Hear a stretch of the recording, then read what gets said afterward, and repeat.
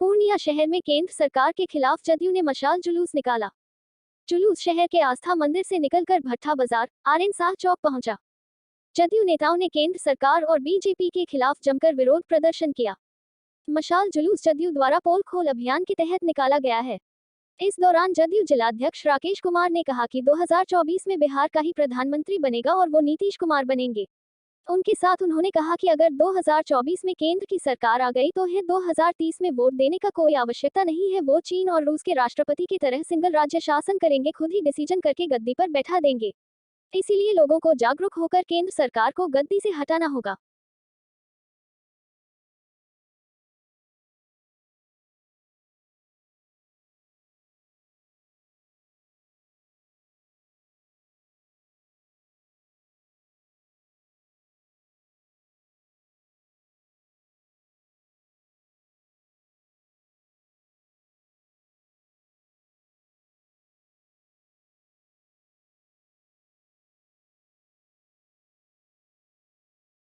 बिहार प्रदेश Janata Dal United के द्वारा घोषित कार्यक्रम 1 महीने का जाए, उसके पहले कड़ी में आज पूर्णिया में मशाल जुलूस के साथ आस्था मंदिर जेल चौक से लेकर के भट्टा होते हुए आरएन शाह चौक पर ये केंद्र सरकार के खिलाफ नरेंद्र मोदी जो जाति जनगणना के विरोधी हैं, जो साजिश करके भाजपा के एजेंटों के द्वारा कोर्ट में जो विरोध दाखिल किए हैं, उसके विरोध में, बिहार के साथ जो अन्याय किया है उसके विरोध में, और पूर्णिया के साथ जो अन्याय किया है इसके विरोध में ये पूरे जनता दल यूनाइटेड के सभी और महानगर जनता दल यूनाइटेड के संयुक्त तत्वाधान में ये प्रदर्शन किया जा रहा है।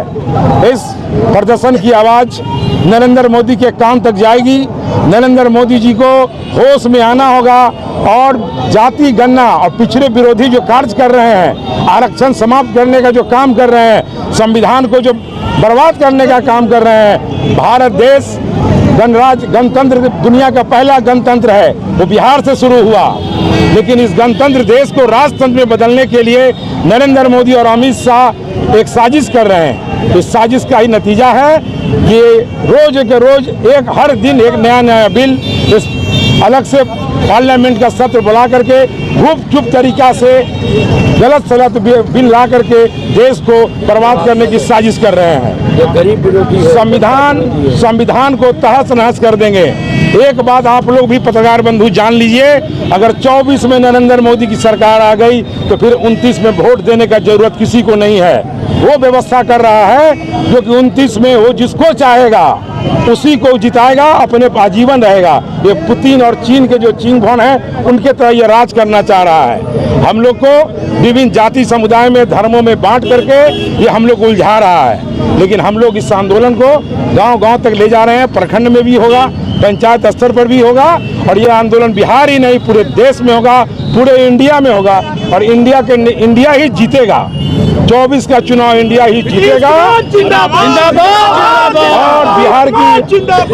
बिहार की जनता नीतीश जी के साथ है, इंडिया के साथ है। नीतीश कुमार का जो भी निर्णय, राजनीतिक निर्णय हुआ है, बिहार की हर जनता उसमें कदम से कदम ताल मिला करके चलने को तैयार है। और हम लोग का आशा है, विश्वास है कि इस बार बिहार का ही प्रधानमंत्री बनेगा और वो नीतीश कुमार बनेंगे। इसलिए आप सभी बिहार वासियों से भी आग्रह है कि इस आंदोलन में भाजपा का जो गलत नीति है इसके विरोध में हम लोग घर घर में विरोध करें, समाज में विरोध करें। इससे एक बात मैं पुनः कहना चाहता हूं, 24 में सरकार आ गई, 29 में वोट देने की आवश्यकता किसी को नहीं है। वो चीन और रूस की तरह सिंगल। इसलिए आप सभी से आग्रह है, जो साथी आए हुए हैं, हम लोग को इस आंदोलन को जन जन तक पहुंचाना है और अब कोई मजबूती से ले जाना है। नीतीश कुमार जिंदाबाद जिंदाबाद।